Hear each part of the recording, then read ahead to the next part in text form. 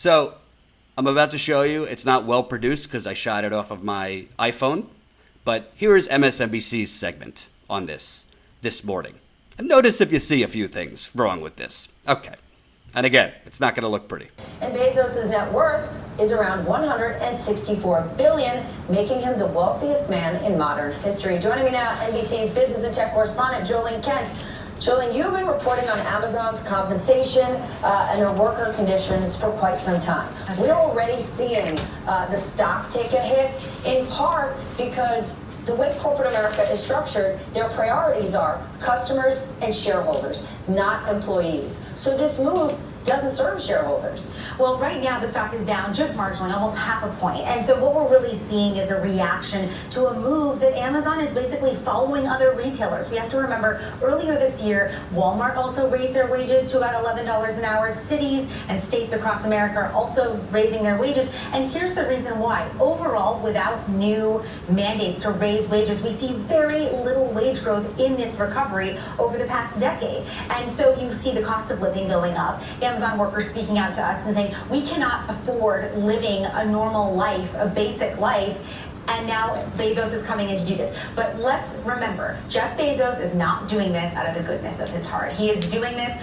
for a couple of reasons. One, he's got a new headquarters he's going to be announcing very soon, HQ2. Where he's getting massive tax cuts, massive tax breaks to bring that headquarters to a smaller city. Exactly, and he's facing immense pressure, not just from us journalists, but also Senator Bernie Sanders coming out and saying, look, if your people cannot live at a basic level and pay for the food and the rent and the mortgage, then we're going to threaten by law, proposing a bill to say we're going to start penalizing you. Do you see how quickly that MSNBC anchor pivoted away from any mention of Bernie Sanders? The reporter, I mean, honestly, it should have led the segment because that's actually what happened. I mean, if any objective person looks at this, what actually happened was Bernie Sanders' pressure campaign of the last several months forced Jeff Bezos. It wasn't journalists pressuring him, please. Certainly wasn't MSNBC pressuring him, the place for progressives, as they like to call it. But as soon as Stephanie Ruhle, who loves Wall Street, she used to be a business reporter, loves Wall Street, loves Jeff Bezos. As soon as that reporter mentioned Bernie Sanders, lickety split, she moved off of it. So I don't know what better example I could give you that we are living in an indefinite, a permanent Bernie blackout. Even when, frankly, I think Amazon just passed $1 trillion in value. Even the biggest company in the world, I believe, other than Apple, I think Amazon and Apple are basically around the same.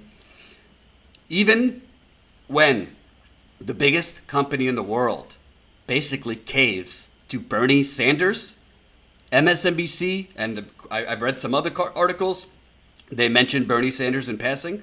They can't even bring themselves to state reality. And reality is, it's because of Bernie Sanders. So that's why it's so important for independent journalists. That's why I'm going live right now at 10 in the morning, East Coast. I usually go live later. And that's why it's important that you spread the word, because you're not going to see this as a front page, many segments about it, panel discussions about it. You're not. You want to know why? Because the parent companies of MSNBC and CNN and the owners of the New York Times, they're doing significantly well. And their parent companies and their owners, well, they don't want to really spotlight this whole raising wages for the workers, because then, God forbid, we might have to stop asking for deregulation and subsidies. And God forbid, we might have to raise our workers' wages. And God forbid, maybe if we start seeing wage raises for workers at Amazon and stuff, then maybe the next pressure campaign will be against our tax cuts and our deregulation and our subsidies. Because, by the way, when Amazon says, they're going to start lobbying the federal government to raise the minimum wage, this is the same company whose owners literally spent hundreds of millions of dollars to avoid a progressive wealth tax in Washington state. where Amazon is. They have fought to stop online sales tax that would hurt them. They have fought to stop a progressive wealth tax that would have taxed Jeff Bezos and people who make how much he makes. They fought to raise wages in, I believe, Washington State. They were trying to tax Amazon in specific to pay for homelessness. Fought for it all. But now you're the bastion of morality at Amazon, and now you're going to go to the federal government and lobby them to raise the minimum wage. Yeah, well, I'll believe that when I see it. Jonathan Duncan says, Bernie made Bezos cave. That is so boss. It is. It is. So, although I agree with one of the commenters, $15 an hour is not enough. I mean, I don't believe in incremental change, but I also don't believe in putting our heads down and not celebrating when we do get significant change. It is a significant upgrade. This is going to help hundreds of thousands of people at Amazon, and I believe it's going to be a domino effect. I think you're going to start seeing a lot of pressure now on the fast food industry, and you're going to see a lot more pressure on low-wage industries. Because all we heard was, well, if Amazon has to raise its wages, they're going to raise their prices. Well, let's see.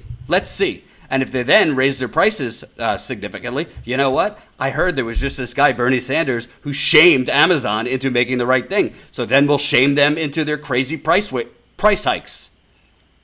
And then you want to know something? Then we start going after the shareholders. You start going after the shareholders who are basically screaming and crying, Amazon stock is down a little bit because, oh, God, I'm going to get a little bit less of a dividend so that somebody could actually eat and their kids could eat. What? The humanity of it all.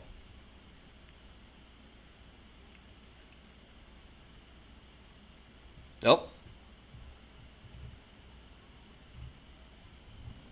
Here comes the buffering. I might be a little too progressive this morning, and YouTube and the internet might not like it. Bouffray OG. Jen Elizabeth, I donated $127 yesterday. I want to give my hat to someone. Wow, you're so kind. That is really kind. So Bouffray donated $127 yesterday, which gets her a status quo hat and a shirt, but she wants to give the hat away. So the next person to contribute on the GoFundMe, it's 1043 East Coast. The next person to contribute on the GoFundMe at any amount will get get her status quo hat. So there's the link again, for the GoFundMe. Thank you, Bouffray. That's very, very generous of you. So Bouffray is giving her hat away to the next person. And I'll name the next person. What are we at for the GoFundMe? Let's see. Still at 6,777. So we need lucky number one, another contributor to get the hat. So before I wrap up, and I'm going to go live later on today, and I cannot wait. Let's see what the Washington Post actually has to say about this. Amazon.com announced Tuesday that it will raise minimum wage $15 an hour. First paragraph, nothing about Bernie. Second paragraph, nothing about Bernie. Third paragraph, Jeff Bezos' quote. Fourth paragraph, Bezos also owns the Washington Post. Nice of you to bury that down there. Fifth paragraph, nothing about Bernie. Sixth paragraph, Bernie Sanders has lashed out at Amazon recently, saying the company does not pay a living wage and leaves some dependent on safety net programs such as food stamps and Medicaids. He attacked Bezos, the world's richest person, and introduced legislation called the Stop Bezos Act to tax Amazon and other large employers to recoup the cost of public benefits paid to employees. Amazon disputed the criticism. So there you have it. They have Bernie Sanders mentioned in the fifth paragraph, basically saying a whole lot, basically attributing Bernie Sanders' attacks on Amazon, noting them, but not actually pointing out that is the reason that their owner, Jeff Bezos, just raised the wages. President Trump has also raised concerns about Amazon and Bezos. It's really unbelievable. They have one paragraph that mentions Bernie Sanders. Oh, two. This is another quote from Bernie Sanders. I mean, if that's not rewriting history, if that's not You know, if you're a journalist, you're like, who, what, where, why, and when. There's no objective person that wouldn't say the headline of this story, the most important part of this story, is Amazon literally caved to Bernie Sanders. And Bernie Sanders' pressure campaign is why Amazon raised its wages. But if you're the Washington Post, yeah, let's bury it in the 5th paragraph. We won't bother with the headline. We'll mention that he owns us. We'll mention that Jeff Bezos owns us later on. And, we'll go on with our day. Let's not make it a big deal. Let's not point out that it actually happened because of Bernie Sanders. But I guess, why would we expect something different, right? Reller82, since you're talking about Bernie, $27 to the GoFundMe. Thank you, Reller. Can't thank you enough. Like I said, this GoFundMe is so Ty and I, and Jen is also going to go in the field at times, to get back in the field. We're going to keep it real. It costs money to do this, so we need the people's support. That's why I'm so encouraged that 107 people have contributed in the last 3 weeks. And we've really, we haven't really been able to market this the way we want to. We haven't had a ton of people sharing it. So you guys, if you can't contribute, definitely share it on your Twitter, on your Facebook, all over the place. But I'll close with this. When you hear your Republican uncle or your neoliberal aunt or your neoliberal friends or your Hillbot friends tell you, you guys are looking, you guys are totally pie in the sky. You guys are totally not pragmatic. You guys are you don't understand the political process. You don't understand how things get done. You don't understand that the things you want don't happen overnight. You don't understand. And when you're condescended to, remember, it's not you who doesn't understand. It's them who have basically become content with corruption and complacency. Because things can change. When you have the truth on your side, when you have morality on your side, when you have economic data on your side, when you have facts on your side, and when you put the faces of real struggle, Bernie Sanders over the last 6 months did what I try to do through my journalism. Put a face to the disappearing middle class. Put a face to the victims of the oligarchy. Put a face to the people getting screwed and squeezed. That is what he's doing. And when you put a face to it, and then through grassroots organizing and solid messaging, which the Democratic Party sure as hell doesn't have, you actually can shame and apply enough pressure to the masses and to the powerful to do the right thing. It's not that complicated, and it is pragmatic.